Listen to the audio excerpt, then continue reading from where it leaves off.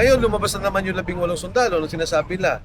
Nag-deliver kami sa Aguado, nag-deliver kami sa iba't ibang bahay sa may Forbes Park, sa 41 Forbes Park, nag-deliver kami sa Ilocos.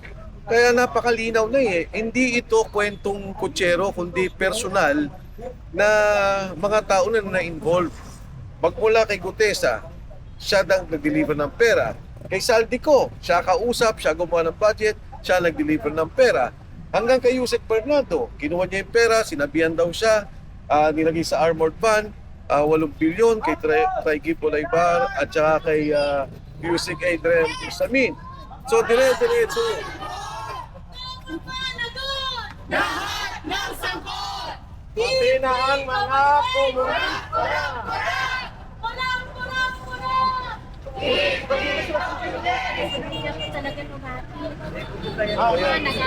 Mabata nyo pa! Wala pa kayong alam sa mundo! Okay, okay yan. Ang kanilang patuloy na illegal na pagpapakulong kay Pangulong Duterte. So yun pong bigat ng testimonya na yan.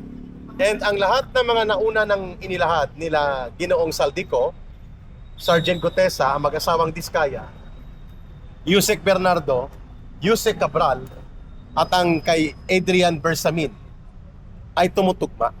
Yan ang tinatawag that the all criminal trails of systematic plunder and massive corruption ang daloy ng kriminal na pananagutan papunta kay Marcos at kay Romualdez. All criminal trails now are leading towards Marcos and Romualdez. That is the weight of the testimony of the 18 witnesses. Wala na siyang kawala dito. The challenge now is for the Filipino people to act. Kasi lantad na eh. Magkakatugma, magkakadugtong ang mga ebidensyang ito. Ano pang hinahanap ng mamamayan? At sa panghuli, ano pang inaantay ng AFP at ng PNP? Anong ebidensya pa ang wala? Anong bigat pa ng mga pagbubunyag ang hindi nailahad para sila ay mag-alangan pang kumilos? And that is now the call ng mamamayang Pilipino. The armed forces of the Philippines and the PNP must have their conscience call and moral duty na ang kanilang obligasyon ay pangalagaan at protektahan ang mamamayan, ipagtanggol ang kabutihan ng buong bansa, at huwag hayaan na ang gobyerno ay bulok at nagnanakaw sa mamamayan. The challenge now goes to the AFP and the PNP and to the Filipino people. Maraming salamat. Eh sir, anong masasabi niyo doon sa, kasi patuloy na dinideny po ni Trillanes na ito isang paninira lamang, at sabi nga niya kahapon ay kakasuhan niya daw itong mga 18 na ex-marine, si Sir Mike Defensor at saka si Attorney Baligon.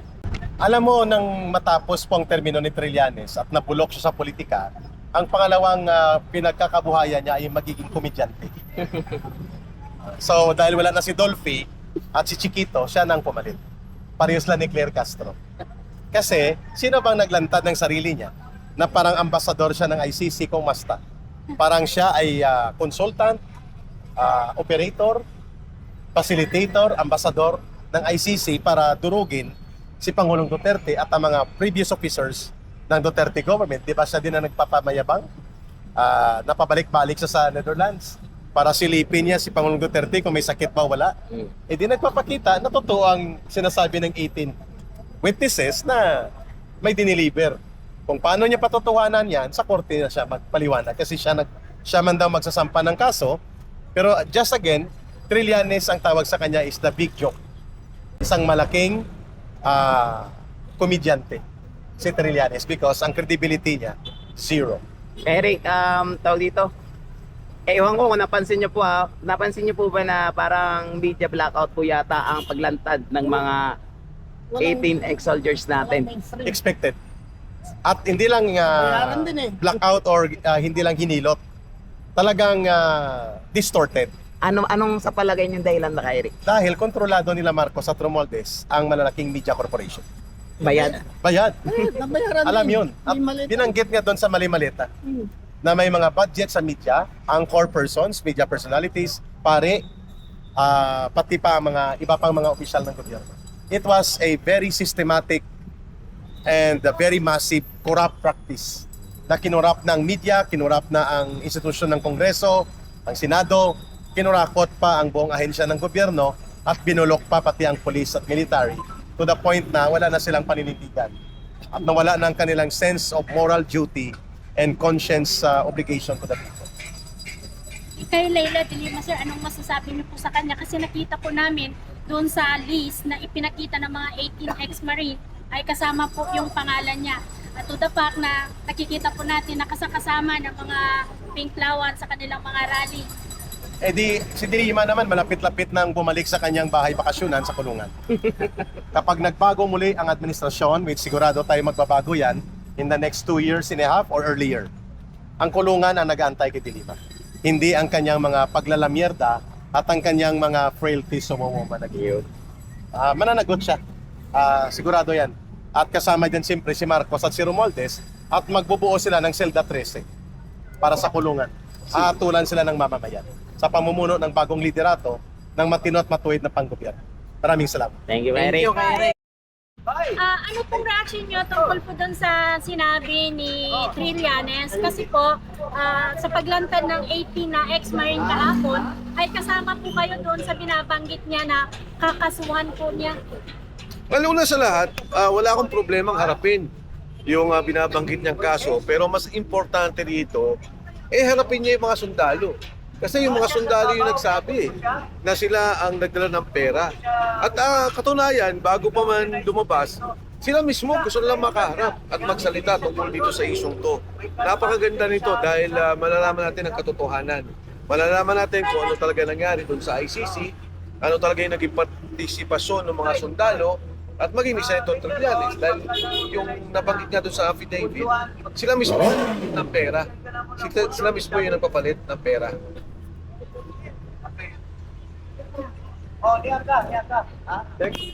Sir, sa paglantad po ba ng 18 ex-soldiers, sa tingin niyo po ba maituturo na po talaga itong mastermind at maididiin po talaga kung sino ang siyang may tunay na may kasalanan? Alam mo kung tutuhanin ng investigasyon, hindi na kailangan lumabas nitong 18 to. Bakit? Nung umpisa pa lamang, nagsalita na si Sergeant Cotesa, di ba, nagdi-deliver siya ng pera. Matapos noon, lumabas si Saldico. Sunod-sunod na video ang sinabi ni Saldico na ito yung mga pangyayari. Matapos noon, lumabas naman si Yusek Bernardo. Nagsalita si Senator Ping sa Senado. Sabi niya, yung 25 billion na sinasabi ni Saldico hindi daw totoo dahil yung 8 billion, ito daw ay binigay ni Yusek Bernardo kay Adrian Bersamin at kay Yusek Raigib Olaybar. Kaya kung titingnan mo, noon pa, madudugtong-dugtong mo na Alam mo na yung kwento, pero ang problema natin, huminto ang investigasyon. Tuwing tinatamaan si Speaker Martin Romualdez, tuwing tinatamaan ng Pangulong. Ngayon, lumabas na naman yung 18 sundalo na sinasabi nila. Nag-deliver kami sa Aguado, nag-deliver kami sa iba't ibang bahay sa may Forbes Park, sa 41 Forbes Park, nag-deliver kami sa Ilocos. Kaya napakalinaw na Hindi ito kwentong kutsero, kundi personal na mga tao na na-involve. Magmula kay Gutesa, siya nag-deliver ng pera. Kay Saldico, siya kausap, siya gumawa ng budget, siya nag-deliver ng pera. Hanggang kay Yusek Bernardo, kinuha niya yung pera, sinabihan daw siya, nilagay sa armored van, 8 bilyon kay Raigib Olaybar at saka kay Yusek Adrian Bersamin. So, dire-diretso. Panagot! Lahat ng sangkot! Pati na ang mga komunista!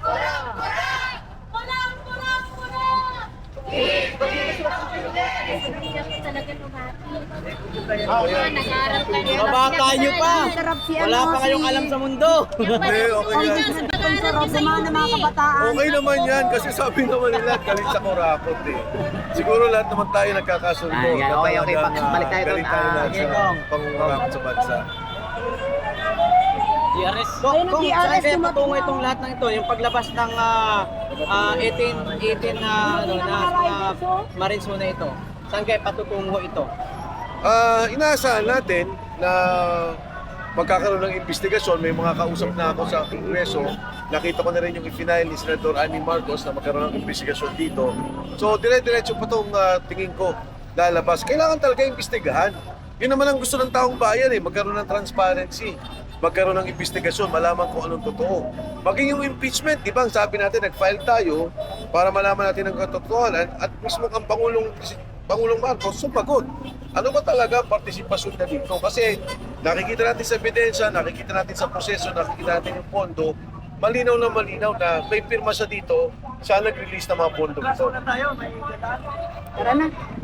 Okay na. Kong, last na. Speaking Sergeant Cotesa, Kong, ang dami po kasing nangihingi ng update sa kanya. Do you have any update po? Wala ba akong kayo? update sa ngayon. Ang pinakahuling update ko na nakuha sa kanya, sabi naman daw, medyo lumuwag. Kasi kung naalala ninyo nung una, nakapag-usap kami, alam namin yung nangyayari, patapos nun, nawala. Patapos magsalita ni Saldi ko. Pero ngayon, kailan lamang, lumalabas naman, may mga nakapagsalita na mukhang okay na naman at maayos na yung kay Saldi ko. Nabalita ko kahapon, sir, na si Orly Gutesa ay nasa abroad na lang yung ano. Ano po sasabi mo doon? Nasa? Nasa abroad daw po. Wala naman. Wala akong nakuhang ganung ano. Wala akong nakuhang ganung information. Sige po, thank you. Kong. Sir, any opinion po doon sa paglabas kahapon ng mga ex-marine? Alam nyo, saludo ako. Huwag sana magaya kay Master Sergeant Gutesa. Pero saludo ako. Utang ng itong mga general natin na active sa police, IFP o sa PNP na daing pa kayo. Itong mga to may bayag. Kayong putang ng nasa serbisyo. Dapat mag-imbestiga kayo. Gumawa kayo ng aksyon bago kayo imbestigahan nyo yung nilabas ng mga ex-marine. At kung totoo, anong gagawin nyo? Mga putang ina nyo. Makakaginig kayo ng laman. Ako, matagal na akong retirado. Pero putang na, nang nalaman ko, napanood ko yung huwag nyo sabihin, EI na naman yung mga huwag nyo sabihin, palabas na naman yan. Ngayon, lumabas yan, kahit na na-impeach pero hindi kayo makakaligtas. Apay lang kayo sa ombudsman. Mga buwake ng ina nyo. Ikaw, General Brunner! General Narcates! Gumawa kayo ng aksyon para maging bahagi kayo ng kasaysayan ng Pilipinas. Maawa kayo sa Pilipino. Sa susunod na henerasyon, maawa kayo. Dapat magsilbi kayo sa mga Pilipino, hindi sa politika. Mga putang ina. Ikaw, Marcos, Ayan na, dumating si ikaw ang masyadong Kong Mike. ginawa mong mafia ang gobyerno. Putang ina nyo. Dapat umalis ka na dyan. O kininam kay Locanong ka. Dapat kikuha. Thank you, General. Naiiyak ako. Hindi ko inintindihan sarili ko. Nag-aaway kami ng pamilya ko. Lahat ng kababayan ko. Naalipusta ako. Bakit ka daw pinakampen dahil ka Ilocano ka? Wala, kahit Ilocano ka, kay kapatid. Kita mo, kapatid mo. Hindi lang suka, tinatay ka. Tangina mo. Dapat umalis ka. Dinaig mo pa ang tatay mo. Ang ninakaw ng tatay mo, tinripli mo. Nasa book of records yan. Hindi ka makakaila. Ilocano din din kayo, sir. Oh, I'm from La Union. From La Union, Bawang La Union. Puntahan mo ko sa sa Bawang. Sir, sinuportahan niyo ba si BBM nung tumakbo siya 2020? Utang ina, hindi lang suportahan. Ginampanya ko. Dalawa sila ni Vice President Sara. Akala ko dahil Ilocano magbabago siya para ma-regain niya yung ng pamilya nila. Kaso anong ginawa mo? Tayo na. Tama yung sinabi ng ate mo. Bangag ka. Adik ka. Ganyan ang ugali ng isang adik. Maraming salamat. Sir,